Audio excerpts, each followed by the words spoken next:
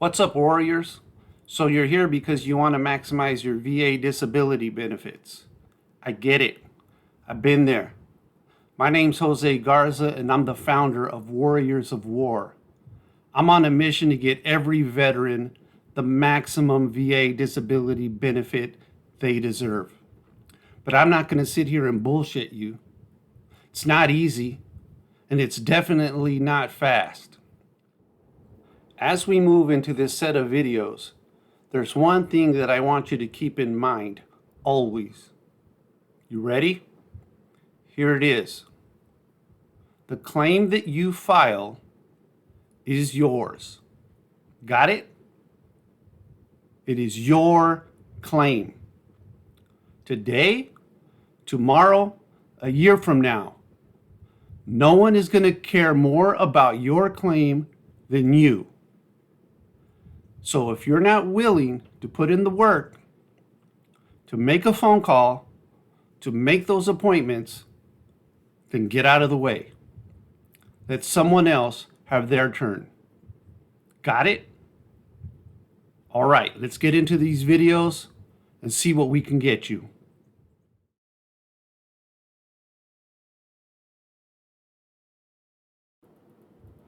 Okay, so you got yourself an appointment with your local veteran service organization's office. Maybe you were lucky and it's in a few days, maybe not, maybe it's in a few weeks. But it shouldn't really matter. It shouldn't be something that upsets you, because you should have by now filed what's called an intent to file. So regardless of when your appointment is or when you submit your claim, that claim will be backdated to the date that you submitted that intent to file. So having an appointment that's further out isn't such a big deal. It actually could work to your advantage. I'm going to tell you why. Unless you have all of the information that you need, it doesn't do you any good to have an appointment tomorrow or in a couple of days, because there are some things that you will have to have when you go into that first appointment to make the best of it, okay? Obviously, you're going to want your DD-214, make sure that there's a clear copy of that. One of the first things that your VSO is going to ask you to do is to sign what's called a 2122, a Form 2122. They may refer to it as a power of attorney form, but basically what that does, it allows the Veteran Service Organization or the Veteran Service Officer to represent you to the VA. So it basically gives them access to your profile, your VA profile, okay? So without that, they really can't do anything for you. They have to, have you give them permission to speak on your behalf. So that's something that you're going to want to do. If there's any way that you can get that done prior to getting to that first appointment, that would be most advantageous, because there were a lot of times when I was doing the VSO work, I'd have to get that, and then it would take a couple days for the VA to process it, especially if this is your first VA claim. So it could take a couple of weeks for the VA to develop your profile. And really, there isn't anything that we can submit your paperwork to until you have that profile. So, yes, there's some things that can be done. The VA will recognize with that intent to file that the process was started on a certain date, but you'll be sitting at home for a couple of weeks before you see anything on the va.gov website. So, let's talk a little bit about, what I'm calling your new battle buddy, right? The Veteran Service Officer. Listen, I'm not trying to defend your veteran service officers, but these guys are in the shit every day, all right? Some days are better than others, but try to understand that these VSOs can go from some very dramatic situations. I mean, the worst that I ever The worst thing for me was having to deal with a spouse that was dealing with an elderly veteran that maybe had dementia. The spouse is elderly and they're trying to take care of their spouse. The veteran still is, physically strong.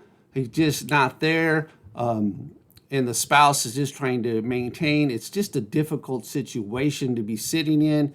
And you never know. This veteran service officer, when you come into your appointment, he or she could be coming right out of an appointment like that, and it's just a tough thing. So give them a little grace, right? Help them out. Like I said in the intro, this is your claim. So try to do as much as you can for yourself, right? The intent to file, gathering the paperwork, it really would help the VSO out a lot, right? It makes a difference.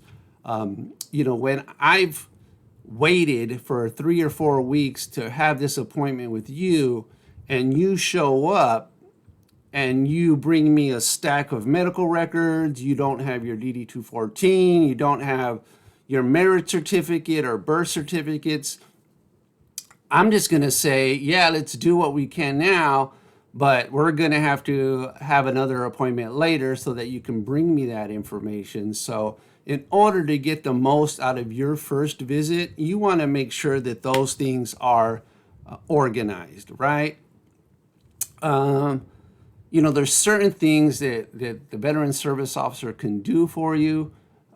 They just can't be done if he or she doesn't have all of the information, okay?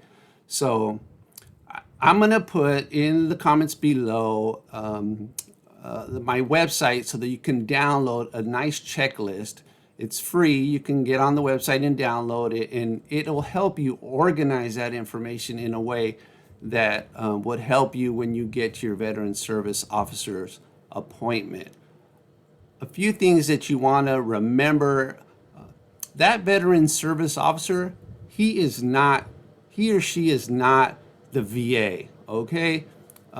Whatever frustrations you might have with the VA, please don't take them out on your veteran service officer. They are doing their best. A lot of these veteran service officers are individuals that are there because they want to help. They're certainly not there to become millionaires. The pay isn't so great. The workload is overwhelming.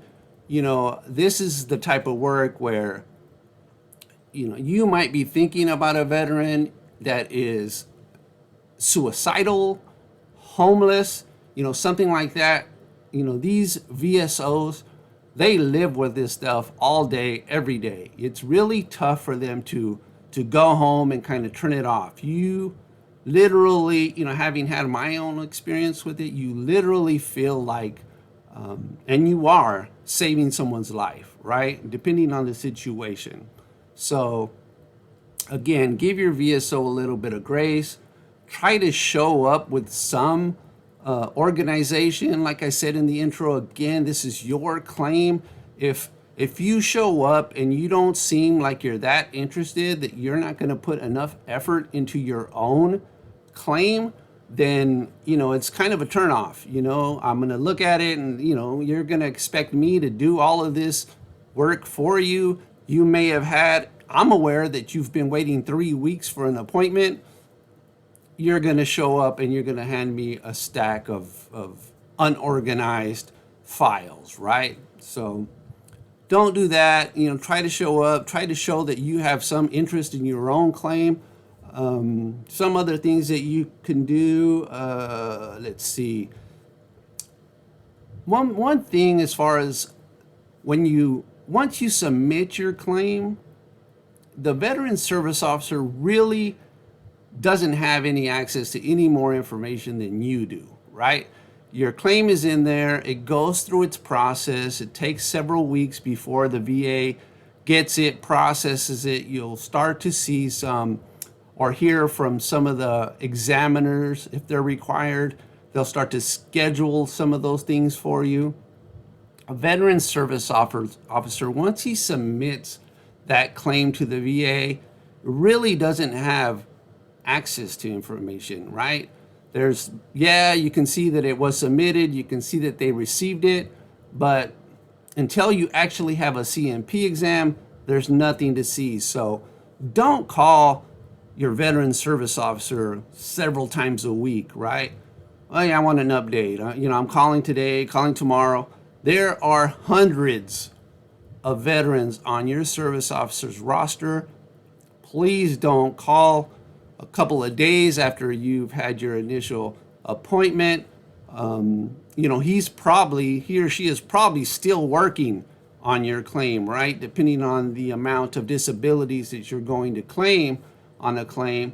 A lot of times, you're scheduled for an appointment that's an hour long, and you just don't have the time to fill out all the paperwork that's required to have a fully developed claim. So there are some things that need to be put together.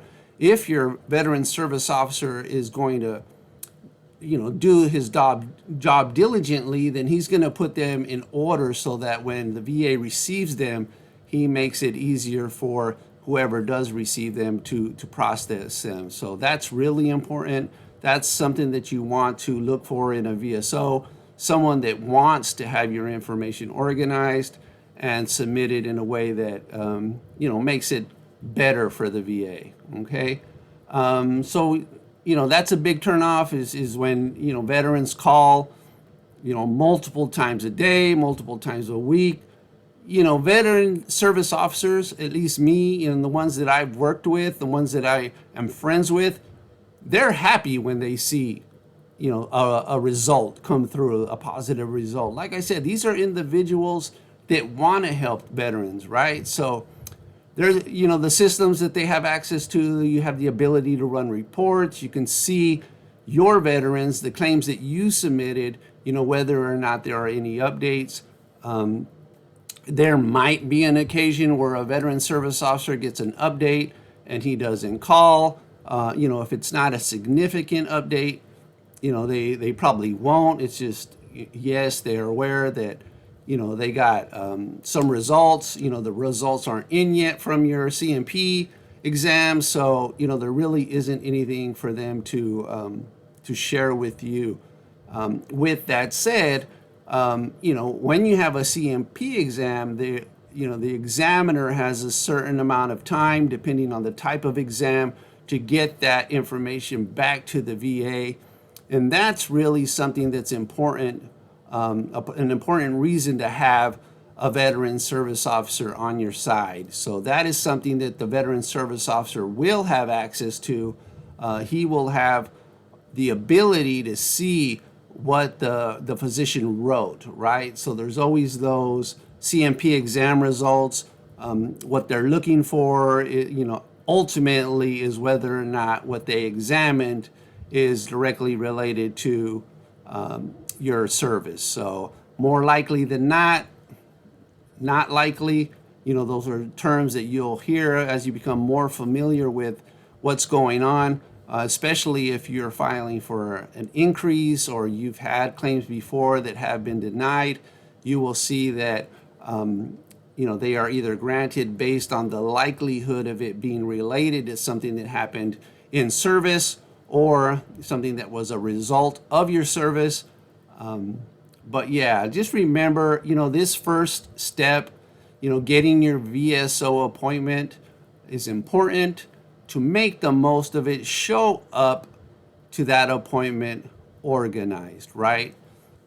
Go to the comments, download from my website, warriorsofwar.org, the checklist that will help you with some organizations so that you show up into that VSO appointment ready to go.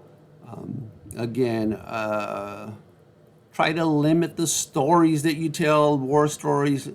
A majority of the VSOs are going to be veterans themselves. I am guilty of it.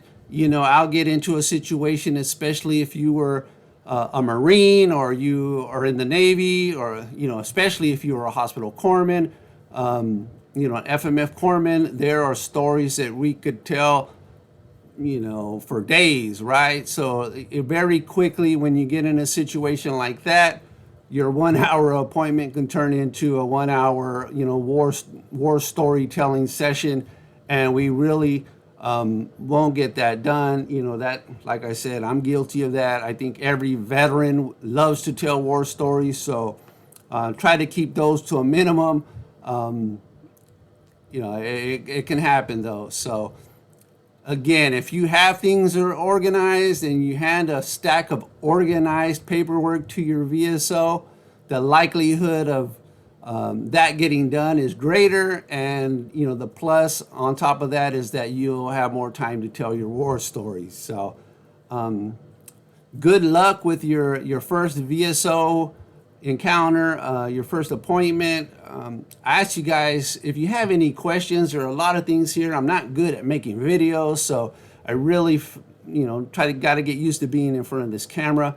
But if you have any questions, please include them in the comments. I'll be happy to answer what I can. Like I said, I have a lot of resources. I'm familiar with the process. I was a VSO for one of the large war veteran organizations. Again, I'm on a mission to do what I can to help. I'm here to help. If you need help, contact a veteran service office in the area, and let's do what we can to get you the most of the benefits that you earned. All right? Have a good one, brothers and sisters. I'll see you on the next video.